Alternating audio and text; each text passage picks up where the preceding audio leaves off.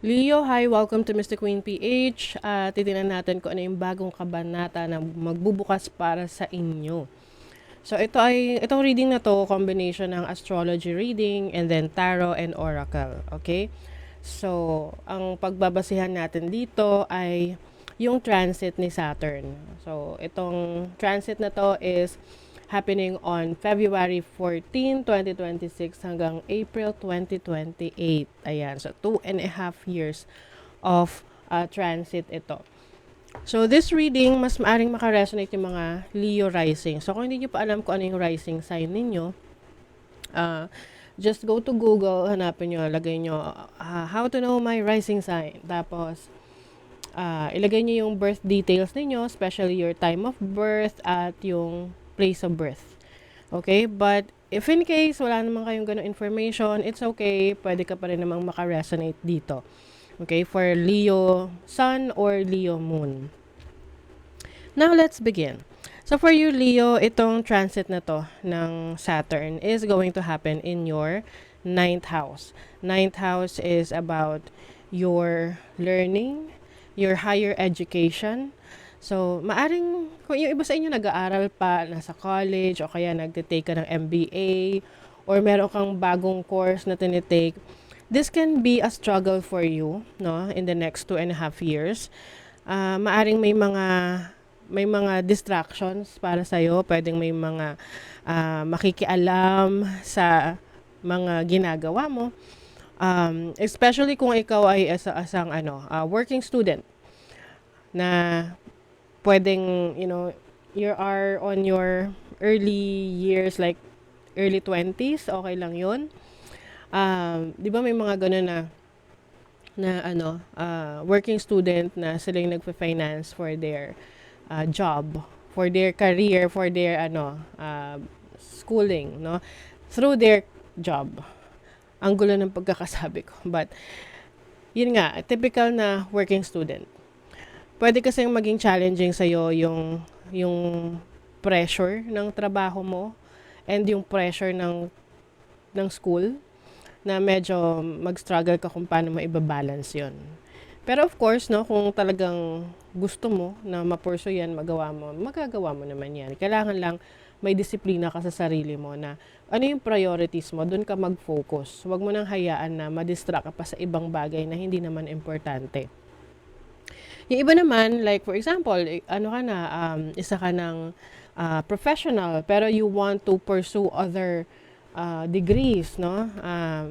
Pwede rin yun, no? Pwede yung iba sa inyo may ganong mindset na, or currently on that mindset na meron kang pinupursue na ibang degree kahit na may work ka ngayon. So, that can also become challenging for you. Maaring merong bagong responsibility sa trabaho mo na kailangan mong i-work out, i-fulfill, na conflicting sa pag-aaral mo. And some of you, if you have plans to travel abroad, especially to work abroad, pwedeng magkaroon ng delay sa mga requirements, especially if this is health related. So, halimbawa, na ina-applyan ka sa abroad, tapos bigla ka nagkasakit. So, syempre, baka bumagsak ka sa medical o kaya may kailangan ka munang i-take na medication.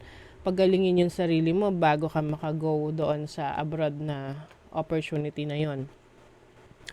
So, this can also mean opportunities for you pagdating sa iyong belief system. May mga nagbabago.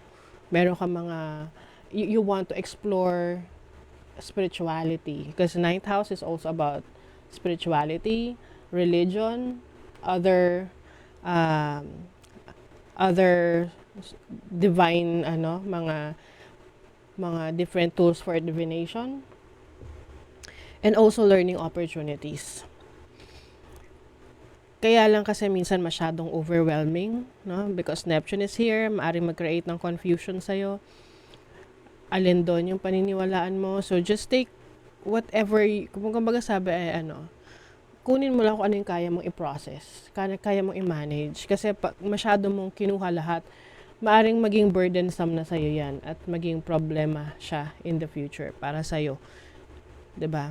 So, meron kasi ritong push-pull energy when it comes to your learning abilities, your communication, your how you connect with other people. Some of you pwedeng magkaroon ng issues with your friends, with your siblings, because of the things na gusto mong gawin na pwedeng sila ay against sa mga plano mo. Okay? And then, be careful din sa mga kasama mo sa workplace kasi hindi lahat yan sila ay merong magandang intentions towards you. Meron dyan na gusto lang malaman kung ano nangyayari sa buhay mo, pero baka i-take that against you na minsan gagamitin yan laban sa'yo, yung mga impormasyon na malalaman nila. So, maging maingat ka sa mga i-share mo sa iba. However, if you are in a relationship right now, like romantic relationship, I see support from the people na talagang nagmamahal sa'yo. If you are single, possible na meron kang makilala na person that will change your life. Pero this can be a challenging relationship dahil pwedeng makakilala ka ng karmic relationship. Okay? That might, challenge the way you view things in life. Na parang may magbabago sa pananaw mo sa buhay dahil sa relationship na to. Pwede rin yung person na makikilala mo ay meron siyang magiging malaking influence sa'yo pagdating sa iyong paniniwala. Like, pwedeng religion, pwedeng spirituality, that will open you to a new world of consciousness. Let's see what else. You have Venus in Pisces in the 12th house, which is submission. Venus in Pisces, when it comes to relationships, pwede kasing magkaroon dito ng parang codependency sa connection that you're dealing with, sa person that you're dealing with. So, make sure na hindi ka 100% nagre-rely sa kanya. Like, hindi lang sa finances or sa resources, but also emotional na parang reliant ka sa kanya na lahat ng emosyon mo manggagaling dapat sa kanya or yung fulfillment and happiness mo manggagaling dapat sa kanya. You also have to set boundaries kasi baka dumating yung point na masyado ka ng into this person na nakalimutan mo na yung sarili mo. You have Saturn in Aries in the first house, which is about taking a risk. Yeah, pagdating sa changes na gusto mong gawin sa buhay mo, it will always be your responsibility. Na whether meron kang kinoconsider na ibang bagay sa mga decision mo, lagi mong iisipin na ikaw pa rin yung responsable doon.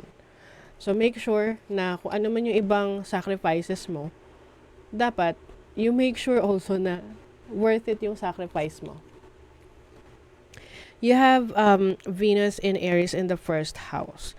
So yeah, pagdating rin sa relationship, maging maingat ka rin sa intensyon ng tao sa'yo, ng partner na to. Kasi pwedeng itong partner na to can be codependent sa'yo pagdating sa kung anong maibibigay mong pleasure sa kanya.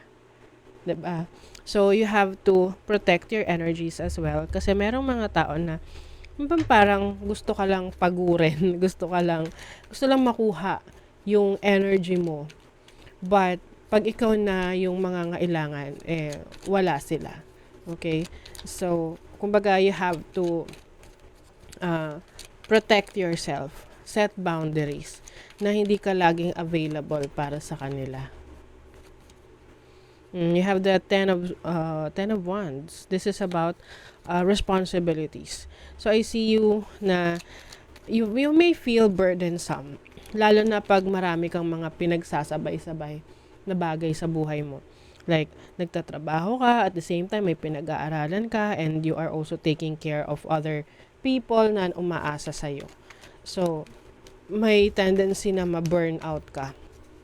And, hindi yun makakabuti for you pag na-burnout ka kasi pwedeng, magkaroon ng self-sabotage, ganyan. You have the Emperor. So, take control of your narrative. Take control of your life. Yun yung, kung ano yung kaya mong i-control, be on that leadership position. Kasi, if hahayaan mo na makontrol ka ng ibang tao, paano na lang yung mga plano mo para sa sarili mo? Hindi mo na magagawa kasi kinokontrol ka na ng iba. You have a Mother of Pentacles. This is about your stability, your finances. Regardless kung ano yung ipinupurso mo sa buhay, make sure na yung needs mo are all met, especially your resources, your material needs. And make sure then na yung iyong source of income ay intact. Your source of income is stable.